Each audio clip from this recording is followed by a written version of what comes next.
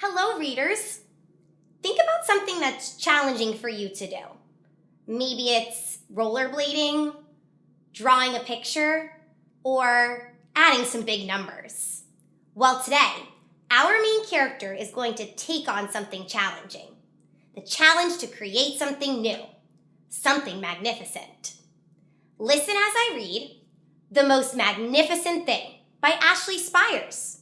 I'll meet you in the reading corner.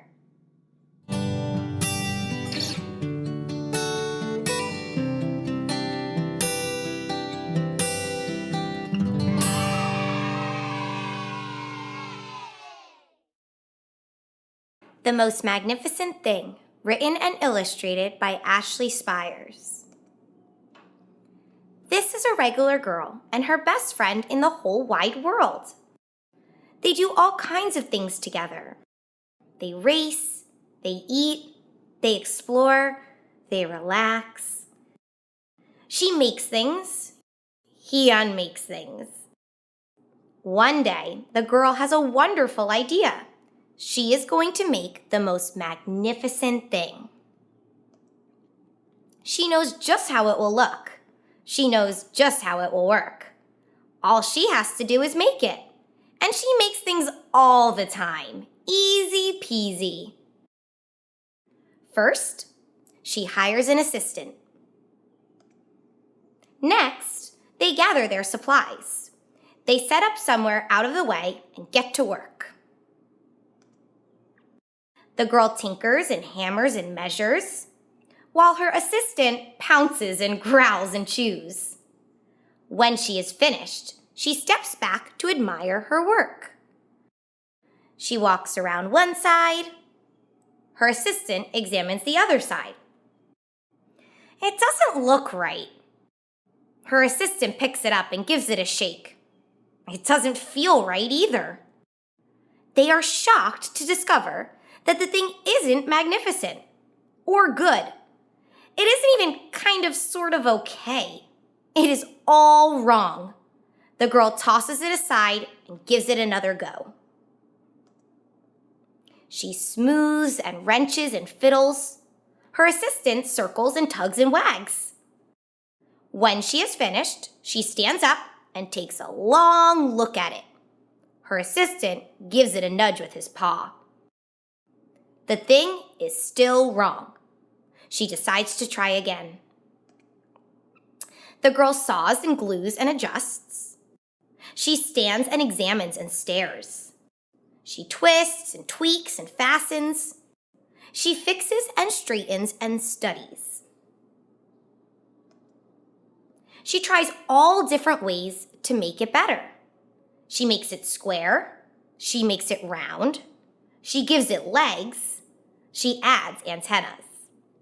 She makes it fuzzy. She makes it long, short, rough, smooth, big, small.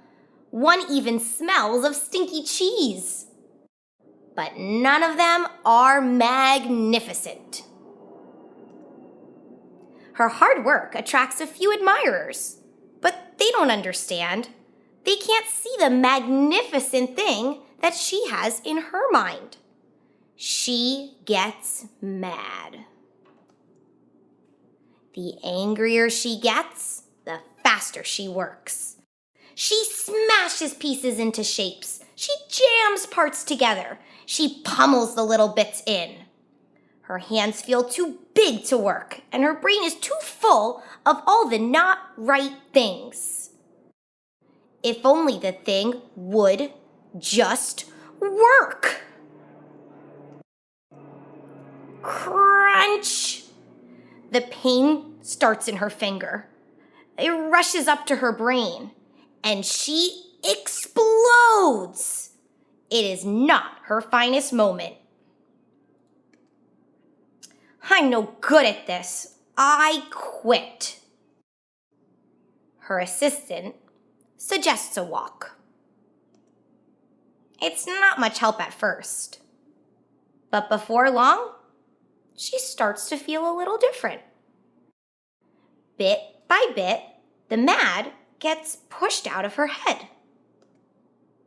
As they stroll along, she comes across the first wrong thing she made. The bad feelings are about to start all over again. Then she notices something surprising. There are some parts of the wrong things that are really quite right.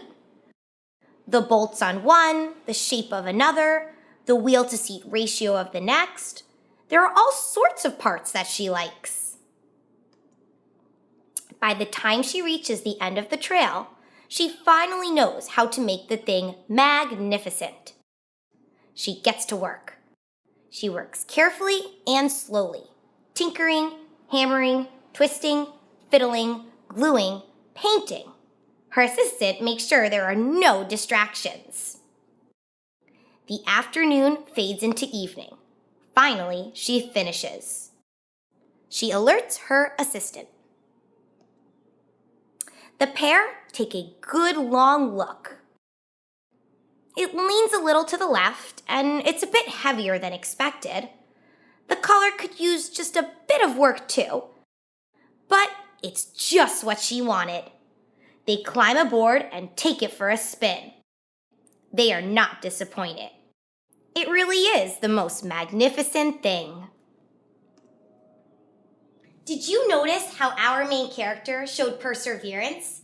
She kept trying and trying until she accomplished her goal. That's amazing! And I bet you can do that too.